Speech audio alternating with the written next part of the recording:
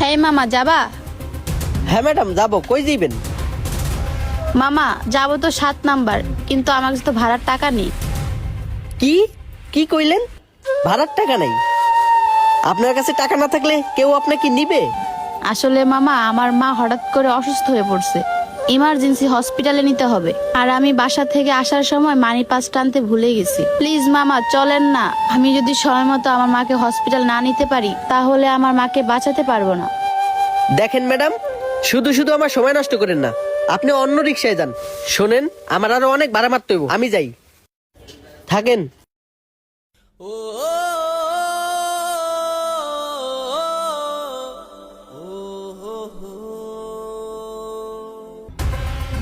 হ্যাঁ মামা যাবা?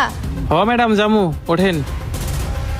মামা যাবো তো ঠিক আছে, কিন্তু আমার কাছে তো ভাড়া নেই। আর আমার ইমার্জেন্সি বাসায় যেতে হবে, আমার মা অনেক অসুস্থ। এখন আপনি কি আমায় একটু নিয়ে যাবেন?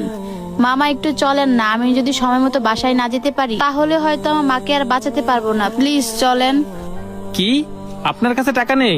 তাহলে এখানে দাঁড়ায় আছেন কেন? হাইটে গেলেই তো পারেন। আর ম্যাডাম, আপনাকে একটা কথা বলি, আপনার কাছে যদি টাকা না থাকে তাহলে আমি কেন, কোনো রিক্সাওয়ালাই আপনাকে নিয়ে যাবে না। থাকেন আপনি।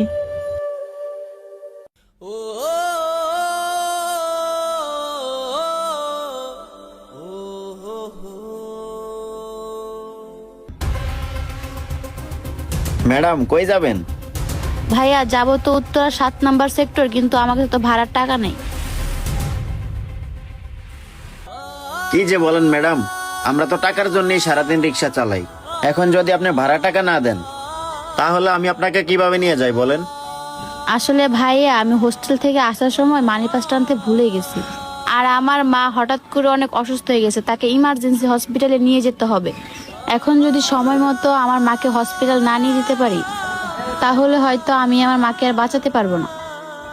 আমার মাও তো অনেকটাই অসুস্থ, মায়ের ওষুধ কেনার জন্য অনেক টাকা দরকার। ওনার কাছে ভাড়ার টাকাও নেই, আর উনি পড়ছে অনেক বিপদে।